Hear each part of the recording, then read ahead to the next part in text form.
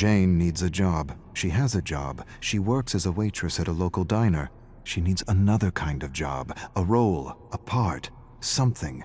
Anything to let her know she's on the right path. Anything to let her know she deserves more than a school variety show. Acting is a fool's pursuit, 1 in a billion, her father says. Her grandfather agrees but adds, those who have the courage to follow their dreams have a 99% chance of being that 1 in a billion. Have courage. Courage will put the odds in your favor. Jane loves her grandfather and wants to make him proud, wants to show him he's right. I'll be that 1 in a billion. Mexican waitress speaks in Mexican and English with a Mexican accent. Who wrote this? Mexican isn't a language. Doesn't matter, you get the gist. Her face grows warm with frustration. The accent isn't necessary. Why? Why the accent? Why can't it just be waitress? Waitress who speaks English? Why does the script need the waitress to be Mexican? Why is this important to the scene? Jane stares at the director, trying to understand his needs. It brings flavor. What does that mean? It doesn't bring flavor. It perpetuates a stereotype. Yet, Jane says nothing. She says nothing because she doesn't want to be blacklisted as a social justice warrior. Doesn't want to be called a complaining minority. With a slight Spanish accent, she finishes the audition. Jane shares a beer with her friend Dwayne. Dwayne tells her how a creative executive hired him to be the co-writer of his terrible script, to be the spokesperson of his terrible idea, to validate his insensitive cultural appropriation of an African-American story. The creative executive wants to make a minority film because it's a fad, the quickest way to be recognized, the fast track to fame for a hack. Many writers told the hack his script was wrong on so many levels, badly written, disrespectful, boring, insensitive. Dwayne refused to accept a script that was disrespectful to his cultural heritage, refused to attach his name to a project so the executive could avoid accusations of cultural appropriation, refused to validate an entitled interpretation of a minority story. The executive discredited Dwayne by calling him a social justice warrior, fired him. Jane sighs sadly for her friend. At least the script won't get produced. Dwayne raises a skeptical eyebrow. The hack has a friend with money, lots of money. He'll write, direct, and produce. Entitled hacks with friends in high places. It's how bad movies get made. They toast bad movies.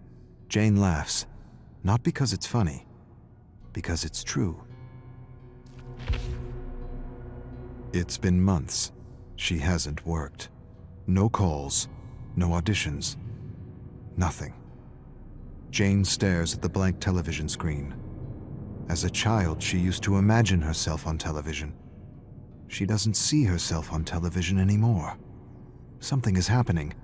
She can't see herself succeeding anymore. She wishes for her shot, her 1 in a billion shot, but scripts for her are few and far between, nothing beyond the stereotype. Her agent shouldn't care. He should put her forward for all the female roles in her age range. She can play any female role, lead or support, and yet she only gets auditions for the spicy Latina, or the funny immigrant, or the waitress with the accent, never just woman, American. That's all she wants. She stares at the snowy television, tries to visualize herself as the star of a show, but can't. The phone rings. Her agent, an audition, a major part in a play, and it pays well. For a moment, just a moment, she feels like 1 in a billion. Jane's cell phone rings. She freezes on the sidewalk. This is it. And she doesn't know if she wants to answer or not. She can't take another rejection, not for this part. This part is too important. She brings the cell phone to her ear, answers. She hears a voice she recognizes, her agent. He tells her how everyone enjoyed her audition, how everyone thought she was just fantastic. He goes on about something else. She waits for the but, the proverbial but, 1,000 compliments negated by one single, all-destroying but. It doesn't come. She listens to the trivial notes and waits for the polite rejection. Instead, you got the part. She's not sure she heard right. You got the part. She mumbles to herself. I got the part. Her face grows numb with disbelief. She screams. Strangers turn to face her. Sorry. Dwayne helps Jane rehearse at a cafe.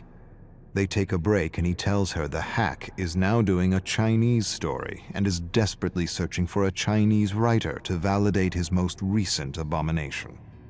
Jane laughs. Hacks with money, it's how bad movies get made. She tells Dwayne things are going well with the play. She doesn't have to do an accent, doesn't have to wear a miniskirt or perpetuate a ridiculous stereotype, doesn't have to do all the stupidities she had to do in the past. This is a real gig, a meaningful gig, a gig she can share with her family. She knocks on the table. Dwayne laughs and says it isn't wood. She shrugs. He says he's happy for her and hands her a cutout from a magazine. Open audition for Quick Talk. He says he put in a good word for her. She'd make a perfect host. She thanks him, but the play takes all her time. Too bad. You're the most real person I know, and that's what the show needs. Authenticity. Last rehearsal before opening night, and she's nailed her role despite some last-minute changes to the script. She feels the adrenaline and a great sense of flow unlike anything she's ever experienced before. The director claps after the last line is delivered. He approaches her, tells her he's amazed, impressed, inspired, but he feels her character would work better with an accent. A what? The request undermines her, shatters her. Why? I don't understand. For giggles. It would be fun. The character doesn't need an accent. The character is fine without an accent. But it would add comic relief. Comic relief! That's what she is to this director, to the producers, to this industry. Comic relief. She stares at him, waits for him to burst out laughing, waits for him to say he's joking, waits for an apology that never comes. She sighs and feels the strength of her ancestors coursing through her veins, a strength that won't allow her to sell out, a strength that won't allow her to perpetuate a hurtful image of what it means to be an American. She shakes her head at the director. Find a comedian, asshole. She storms off stage. Those who follow their path beat the odds, even if the odds are 1,000,000,000 to 1. Bullshit.